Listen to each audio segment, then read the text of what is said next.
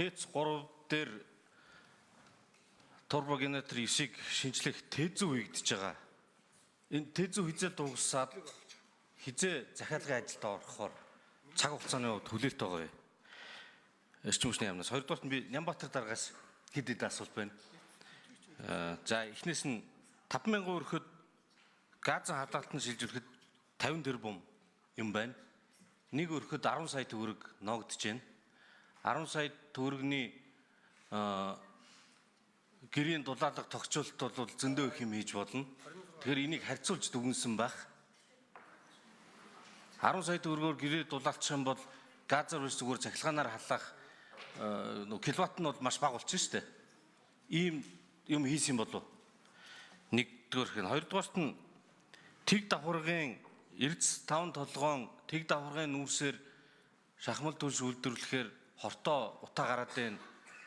Тэгээд ятаас авъя гэж эрдэмтдийн зөвлөл хэлсэн гисэн. Хөхнүүрсээр хийсэн түлшин утааны 100-ны утааны найрлагуудыг хідэн дээжин дээр ямар хэмжээнд хийгээд ямар дүн гарсан гэдэг танилцуулга хэлж өгнө.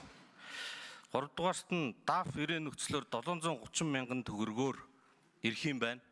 Хил гайл дамжаад тээвэрлэж ирээд Улаанбаатарт буухад хэдэн төгрөг болж байгаа вэ? За энэ 7 сая төгрөг гарах байх. Дараагаар нь Улаанбаатарт буулгасны дараа савлаад түгээгээд одоо бодвол нөгөө шахмал төрсний цэгүүдээр тараах байх.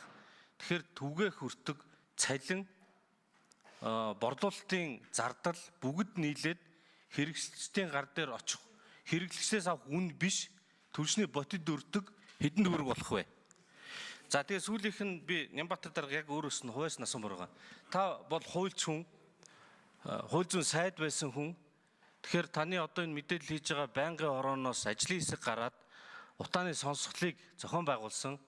Ажлын хэсгийн санал дүгнэлтэн дээр Монгол Ардын намын гишүүд, Ардсан намын гишүүд, за тэгээд хүн нам, иргэний зоригт, ногоон нам, үндэсний хөвсөл бүгдээрээ нийлж хагаад санал дүгнэлт гаргаад санал дүгнэлтийн улсын хурлаар хилцээд тогтоол гаргасан. 53 дугаар тогтоолоор утаа гаргадаг түлшинд 100-нд төсөв зарцуулахгүй гэж гарсан. Үндэсний хороог ерөнхий сайд ахлана гэж тогтоосон. Түүний дараа 5 хоногийн дараа нийслэлийн тендер зарлагдсан. Тэгэхээр та энийг одоо нэлээд хугацаа өнгөрчлөө.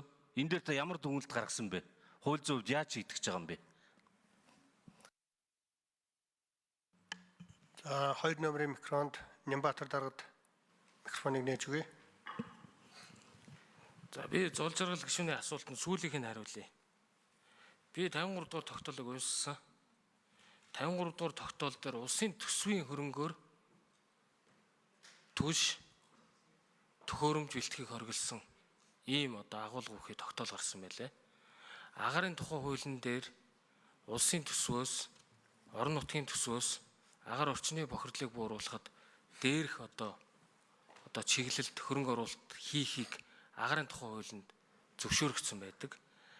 За бид нар 53 дугаар тогтоолттой яаж хэрхэн нийцүүлж байгаа вэ гэхээр нэгдүгürt бид улсын болон нийслэлийн төсвөөс уг санхүүжилтийг гаргахгүй. Өөрөөр хэлбэл тухайн аж ахуйн тооцоод үйлдвэрийн газар буюу тавталгай сайжруулсан түлшний үйлдвэр өөрийн компани одоо эргэлтийн хөрөнгөөрөө тухайн түлшийг бэлдэж худалдаалж нийлүүлэхээр байгаа. Нийтлэн суурилсан барьцалдуулагчтай түлшний нэг шуудааны эцсийн өртөг 2024 оны 12 сарын байдлаар бид нар тооцож үзэхэд нэг шуудааг бид нар 3750 төгрөгөөр зардаг. Өөрийнх нь өртөг 21 мянган төгрөг болдог. Жил болгоны алдагдал 300 тэрбум давдаг. Одоо хоримтлагдсан алдагдал нь 1.2 их найд давсан явж байгаа.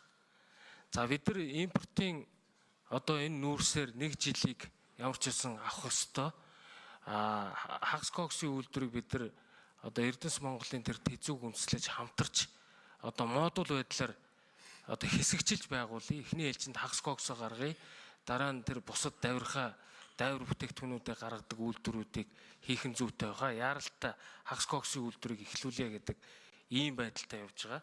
За наривчлсан тооцоо судалгааг манай энэ тавталгоо сайжруулсан түвшний үйлдвэрийн хүмүүс одоо хэлэх бах.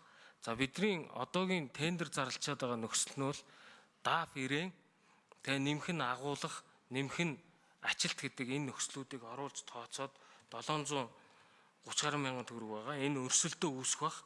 Өрсөлдөө үүсэхээр үүнээс багасна. За наашаа авчираад савлгаа болон эцсийн хэрэглэгчдэд аваачих зардлыг нэг наривчлаад манайхаа хэлчихээ гэдгийг хэлье.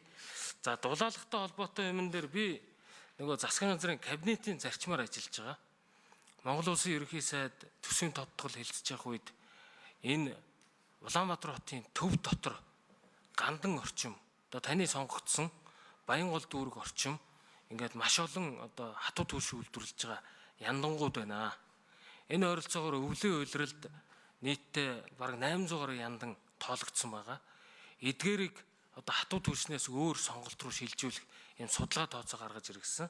За мэдээж хэрэг бид нар дулаалгыг бол нэг айлд нэг ойролцоогоор 2 сая орчим төгрөгөөр тооцож байгаа. Төхөөрөмж 2 сая орчим төгрөгөөр тооцогдож байгаа.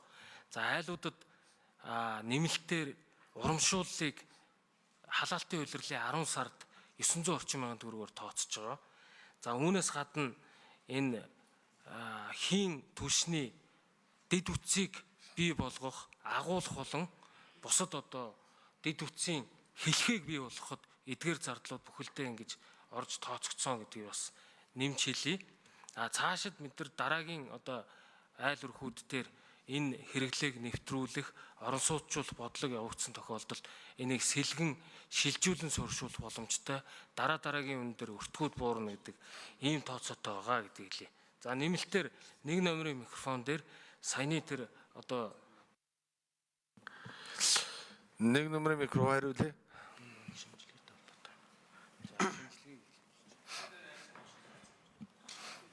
За, зол жаргал гишүүний асуултанд хариулъя. Эрдэнэс тавталгаа компани Тэг давхаргын нүүрсийг баяжуулсан нүүрсийг тавталгаа түвш дээр шахмал түршгэх, дангаар нь судалгаанд оруулах ажлыг тавталгаач компани өөрөө хийсэн. За мөн нэгдсэн судалгааг бол Шинжлэх ухааны академийн хим технологийн хүрээлэн дээр хийлгэсэн. Судалгааны үр дүн бол сая 6 сарын 25-нд эцэслэж гарсан. За тус судалгааны үр дүнгээр болохоор зэрэг юуг зөвлөж байна гэхээр зэрэг Тэг давхаргын нүүрсний шинжилгээний дүн за өмнө ашиглаж байсан мэдлэнгийн шинжилгээтэй харьцуулахад дэгдэмхий бодис болон хөхрийн агуулмж бол ижил төвшөнд байна. Тэгэхээр энэ нүүрсийг бол одоо шууд шахмал түвшиндээ ашиглахгүй байх гэдэг зөвлөмж ирсэн. За мөн хагас коксыг бол одоо шахмал түвшиндээ ашиглаа одоо дэлхийн нийтэд ашигладаг гол одоо түүхий шүү гэдэг. Гүцээж хариулъя. 1 номер. Хамгийн одоо муу тохиолдолд хэрвээ эрчим хүчний нүүрс буюу баяжуулсан нүүрсийг ашиглах гэж байгаа бол тухайн нүүрсэн дээрээ хөхөр баригч одоо барьцалдуулагч эдийг нэмж өгжээж ашиглах боломжтой гэсэн ийм зөвлөмжийг өгсөн. Тэгээд энэ судалгааныхаа тайланг бол химийн хүрээлэн маргааш агаарын бохирлыг бууруулах үндэсний хорон дээр тайлангаа тавихаар одоо ажиллаж байгаа юм байна лээ. За хагас коксын түвшний судалгааны талаар бас асуусан. За энэ хагас коксын түвшний судалгааг бол 2023 онд эрчим хүчний яам орчны бохирлыг бууруулах үндэсний хорооны хамтарсан ажлын хэсэг байгаа. Сайдын А94 тушаалаар батлагдсан туршилт судалгаа хийх ажлын хэсгийн хүрээнд хийгдсэн хагас коксын түвшний шин чанарын судалгаан дээр үндэслэсэн. Тухайн үед хагас коксын шахмал түвшний судалгааны үр дүнгээр бол энэ нь маш сайн үр дүнг үзүүлсэн. Тухайлбал одоо агаар дэгдэх тоосон цэрийн хэмжээ бол 70 орчим хувь, хөхөрлөг хийм одоо 90 орчим хувь. За энэ өнөөдрийн шуулган дуусаад нэг 4 санал хураалт байгаа юм байна. 5 минут завсарлыг гишүүдийн ардтаар нарчаа санал өгчөөд хүрээд ирээ. 5 минут л завсарлыг. 4 санал хураалт байгаа юм байна.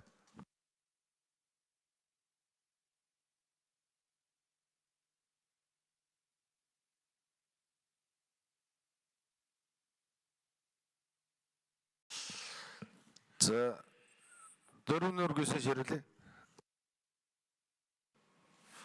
Холболтын одоо схемийн зурагцлын ажлыг эхлүүлсэн. За эрчим хүчний яамд бол дулааны цахилгаан станц 3-аас тэзүүгээ шинжилсэн тэзүүгээ бол дуусгаад бол ирүүлсэн байгаа. За төсвийн тодтголоор одоо энэ тус ажлын хөрөнгө оруулалтын асуудал бол шийдэгдэхээр байна. За санхүүжилт шийдэгдснээр бид нар олон улсын нээлттэй тендер зарлана. За эдгээр одоо тэзүү шинжилэн боловсруулах зураг төслийн ажлууд нь болохоор төсвийн хөрөнгөөр хийж байгаа ажлууд тэзүүтэй зураг төсөлтэй байх бас шаардлагын хүрээнд ингэж шинжилж хийж байгаа гэсэн үг байгаамаа. Зол жаргачин тодруулъя. За байр суурь илэрхийлье. Нэгдүгürt нь шахмат түвшийг хятадаас авах нь дээр байна, Монголда болохгүй байна гэдэг эрдэмтдийг бүгдээрингийн тань энэ ямар хүн болгоог мэдж байгаа. Тэр дүгнэлт судалгааны хийсэн материалуудыг нь бас мэднэ. Би бол эргэлзээтэй гэж үзэж байгаа. Энэ нэгдүгürt маш их мөнгө, хоёрдугаарт нь шин төлс масаар хэрэгж үзээгүй эрсдэлтэй учраас валютын нөөц багтаа орлого багтаа үед энэ шийдлийг бол эсэргүүцэж байна. Та сая 30 төгрөг гэж хэлээ. Гэхдээ энэ хэцүү тоо шүү. Хоёрдугаарт нь газан халаалт 1 айл 10 сая төгрөг. 10 саяар дулаалаа цахилгаанаар халааж бас болно гэж бодож байна. Үндсэн зарчим нь Монголын асуудлыг Монголд байгаа юмар шийдэх хэрэгтэй байна. За 3 дугаарт нь та улсын хурлын тогтоол зөрчөөгөө гэсэн. Энэ дээр нухацтай хандахгүй бол асуудал гарч болзошгүй шүү гэж.